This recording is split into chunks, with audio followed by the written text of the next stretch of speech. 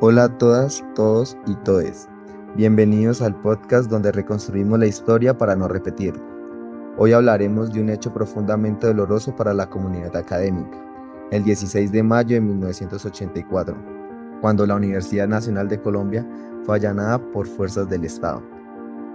Un día que dejó huellas profundas en la memoria universitaria y que hoy recordaremos como el símbolo de una violencia institucional que aún nos interpela. ¿Qué llevó al Estado a tratar como enemigo a una institución educativa? ¿Qué pasó realmente ese 16 de mayo? ¿Y por qué debimos seguir hablando de ello? Para entender lo que pasó, debemos viajar a 1984. Colombia vivía una etapa de enorme tensión política. Era el gobierno de Belisario Betancur. Había intentos de paz con las guerrillas, pero también una fuerte represión interna. El narcotráfico, los grupos armados ilegales y un Estado que veía subversión en cualquier forma de pensamiento crítico. En las universidades públicas y específicamente en la nacional, el movimiento estudiantil era muy activo. Se discutía sobre democracia, justicia social y también se cuestionaba el poder. Esto incomodaba. El gobierno mantenía vigente el Estatuto de Seguridad, que permitía detenciones arbitrarias, allanamientos sin orden judicial y represión bajo la excusa de la seguridad nacional. Ese miércoles 16 de mayo, desde temprano, helicópteros militares sobrevolaban el campus de la sede de Bogotá. Un fuerte operativo rodeó la universidad. La excusa, protestas internas y supuesta presencia de encapuchados, pero lo que ocurrió fue una toma militar violenta. Sin orden judicial, ingresaron tropas del ejército, agentes del DAS y la policía. Llenaron los pasillos de gases lacrimógenos, interrumpieron los salones, golpearon estudiantiles, destruyeron equipos y detuvieron a decenas de personas sin ninguna garantía judicial. Se reportaron torturas, desapariciones temporales y abusos físicos. El campus fue convertido en un campo de guerra. El conocimiento fue tratado como una amenaza. Los responsables fueron claramente agentes del Estado. Participaron miembros del ejército, el extinto DAS y la policía. Fue una acción coordinada, autorizada y dirigida contra una institución autónoma. Los medios, en muchos casos, la justificaron, calificando a los estudiantes de subversivos.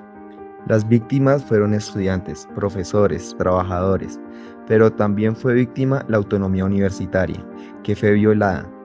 Se atentó contra el derecho a la educación, la libertad de pensamiento, el debido proceso y la integridad física. Se cometieron violaciones graves a los derechos humanos. Y lo más grave, no hubo responsables sancionados.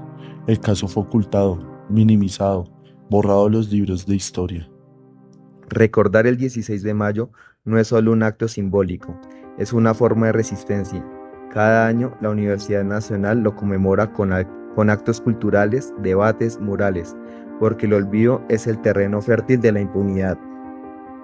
¿Y por qué lo que pasó ese día puede volver a pasar si no nos concientizamos de la fragilidad de nuestros derechos? La estigmatización del pensamiento crítico, la represión de la protesta y la militarización de los espacios educativos siguen siendo amenazas reales. Hoy, más que nunca, defender la educación pública es defender la democracia, porque el conocimiento no es subversivo. Lo subversivo es querer silenciarlo a punta de fusil. Tú, que nos escuchas, no olvides, no normalices, no calles, porque la memoria es resistencia. Somos estudiantes de la Universidad Nacional de Colombia. Cuando entramos y vemos grafitis que dicen 16M, cuando escuchamos que hay un edificio con un nombre que se hace familiar, cuando el 8 y 9 de junio son los días del estudiante, nace un interés de conocer sobre a qué hacen alusión. ¿Quién fue el Gutiérrez, el del edificio? Porque hay una fecha para el Día del Estudiante Caído. 16 de mayo es una fecha importante. ¿Por qué? Esta universidad es parte de nosotros porque influye directamente en nuestra historia, aprendizaje y formación como personas. Pero hay que tener en cuenta que nosotros también somos parte de la universidad, que difundir la historia de la universidad no es un capricho, sino que una responsabilidad con nuestra universidad, con el legado del movimiento estudiantil por una educación superior de calidad, con el estudiante que use su derecho a la protesta con el que tenga un criterio acerca de los estudiantes, con cualquier oyente que desee conocer sobre las fallas del Estado hacia el movimiento estudiantil y las víctimas de abuso y del uso desmedido de la fuerza en sus intervenciones. Dar a conocer sobre asesinatos, desapariciones, actores, personajes, consecuencias, víctimas y victimarios que han moldeado la historia en nuestra universidad será el objetivo de este podcast con el propósito de perdurar la memoria colectiva. El 8 de junio es el Día del Estudiante Caído. La historia comienza con el contexto de la Colombia en hegemonía conservadora. El presidente conservador, Miguel Abadía Méndez, promotor de corrupción y nepotismo, destituyó al alcalde de Bogotá, Luis Augusto Cuervo, el 5 de junio de 1929 junto a ministros y el gobernador de Cundinamarca. Esto generó una profunda indignación por parte de los bogotanos, cuya desaprobación se promovía por la participación del ministro de Guerra, Ignacio Rengifo, y el director de la policía, general Carlos Cortés Vargas, participantes en la masacre de las bananeras del año anterior.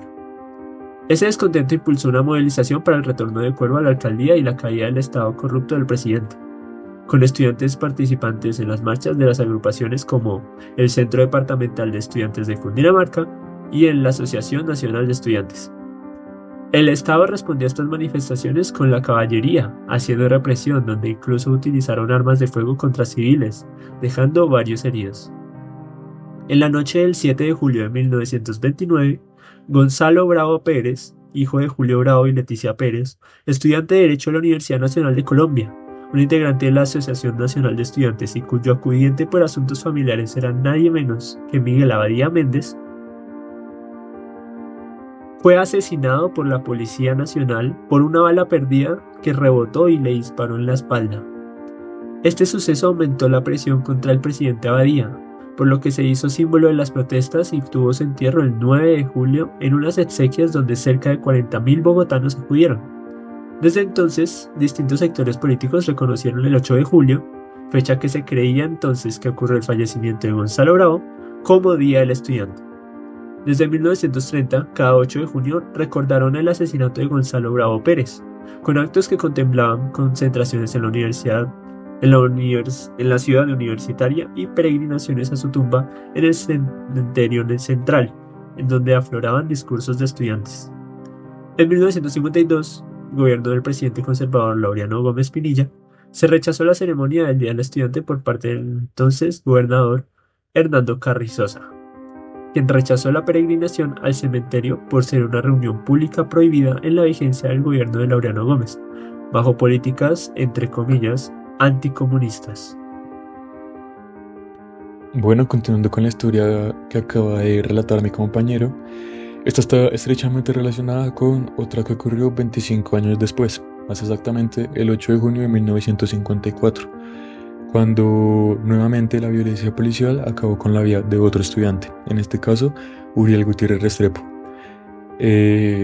Él era oriundo de Aranzazu, Caldas, tenía 24 años de edad para ese entonces y se encontraba cursando el cuarto año de Medicina y el segundo año de Filosofía en la Universidad Nacional de Colombia. Estos acontecimientos se remontan a una manifestación conmemorativa al asesinato de Gonzalo Bravo Pérez 25 años antes, como ya mencionó mi compañero. En esta ocasión, varios estudiantes, docentes y personas trabajadoras de la universidad se reunieron en el cementerio central en un acto conmemorativo al asesinato de este estudiante.